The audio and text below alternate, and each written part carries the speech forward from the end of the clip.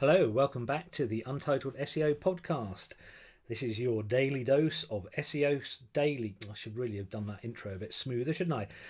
For those of you watching on video, I'm in my home office today, which is why there's neat bits of synth and drum machines and, if you want to know, little modular Moogs. Right, today I'm going to tell you about a really cool article I found. A lot of these daily SEO podcast entries are going to be my general thoughts or anything that I think might be helpful, but some of them are reaction to SEO, bits of SEO news, and some of them, like this one, are just a rundown of an article. I think it's well worth you reading. So found a brilliant article on the Search Engine Land website, and it's actually about a topic I was planning to write about anyway. And the article is called 16 Reasons Why Your Page Isn't Ranking on Google. So the people who approach us here at Yeseo tend to come in two flavours. There are the people who don't really know what SEO is, but have heard good things about it. And then there are people who have had a crack at doing their own SEO, done well usually, but just want to push further forward. This article is going to apply more to that second group. It's a list of things that, to be honest, we tend to have a look at with almost every new client we start working with. These are several kind of quite common things that we see, and I'm going to run through them. I'm going to put the link to the article in the show notes if you're listening on the podcast, or in the YouTube description if you're watching on YouTube. But I just want to run you through them, just sort of give you my flavour on that. So the first thing to check is, are you blocking crawling? So crawling is when Google sends its spider out to your website and it follows all the links on your site and reports back to Google what it's found, and that's one of the things Google uses to learn what's on your website.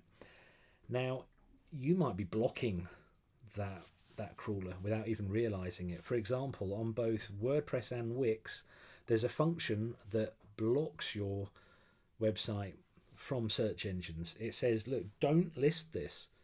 And we've come across clients a few times when we first look at their website, we find out that their website is actually set not to be crawled. It's giving a sort of two fingers up to Google or all the other search engines, which I'm increasingly saying because Bing is starting to look better. The next one, indexing issues. So this might be that Google just thinks the pages aren't worth including in results. It could be because they're short. It could be because they're not very comprehensive.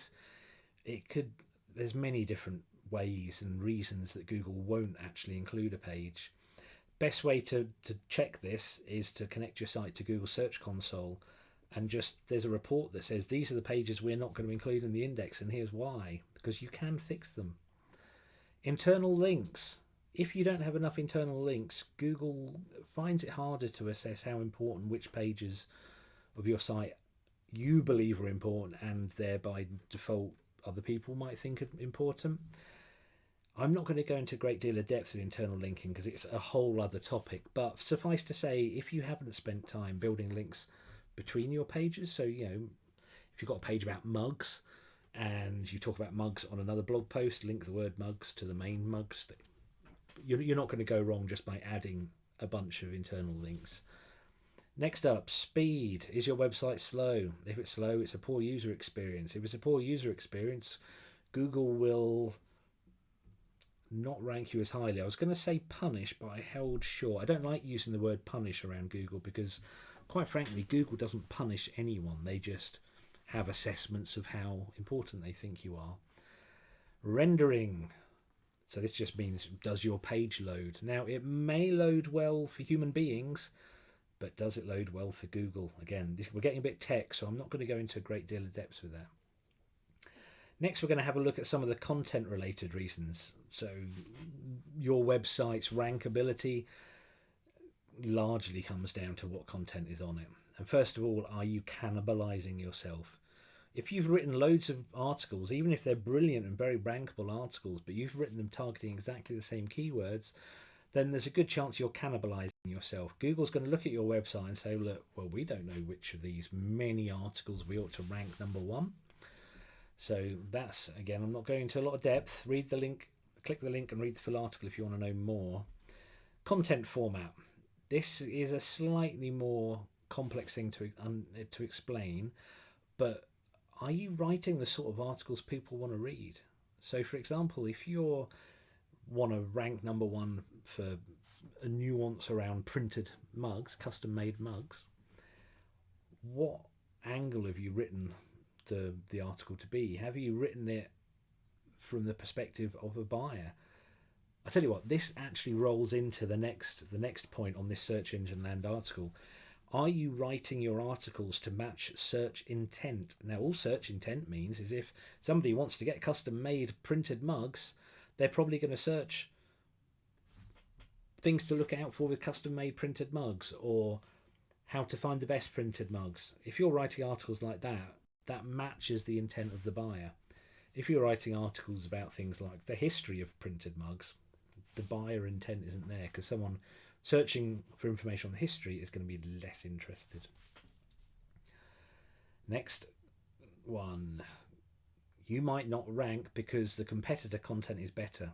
Always keep an eye on your competitors in SEO. It's really important. If they're doing a much better job than you, then you need to up your game. For this one, search engine under put poor optimization as a reason. That's kind of very broad. I'm just going to skip past that one. Number 11, uniqueness. This uniqueness in SEO is one of the most misunderstood things. But long story short, are you writing original content or are you nicking it from other places? I'm going to roll AI into this as well.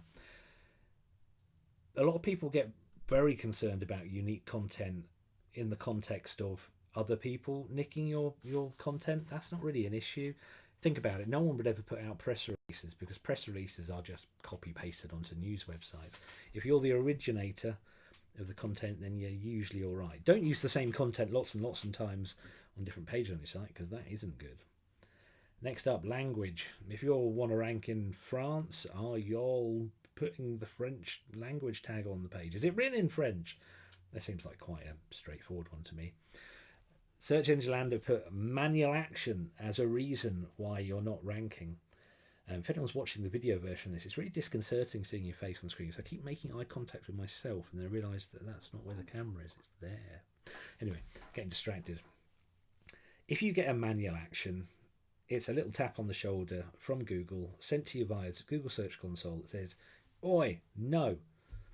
You're going to already know you're doing bad SEO. They don't come as a surprise as a whole very often. Links is the next one. Are people linking to your website? If people, I'm going to shortcut this one, if people more important than you and more authoritative than you are linking to your website, that allows you to sort of bathe in their reflected glory. Google will look and go, well, this little rocket company in Ipswich, well, they're being linked to by NASA, so they must be important. It's a weird one, isn't it? So EEAT signals is the next one. In short, are you authoritative and are you making it clear why you're authoritative? Why should people care? I'm not going to go into a great deal of depth because it's important but slightly contentious. Number 16, algorithm reasons. Stuff changes. Basically, Google can make a big change in their algorithm and your rankings can drop or disappear. Doesn't tend to happen that dramatically very often. We've had a few big ones recently. But again, if you get a big drop because of an algorithm, you might see it coming anyway because you know what you've done. I don't like to worry people too much about that. Remember, at the end of the day, all of these things I've mentioned just prove that SEO is about amplifying excellence. It's not about conjuring excellence out of thin air. I hope this is useful. Please let me know in the comments and please subscribe if you haven't already. Please let me know what you think of this new daily format. Do you like the video thing? Do you like seeing various parts of my existence? Do you want to hear from other people in the team? We hired somebody new today. We hired an absolutely excellent new member of the team who I will introduce to the world very shortly. Other than that, thanks for listening, thanks for watching, thanks for being involved, and crack on and race up those rankings. Oh, where's the stop button? Stop!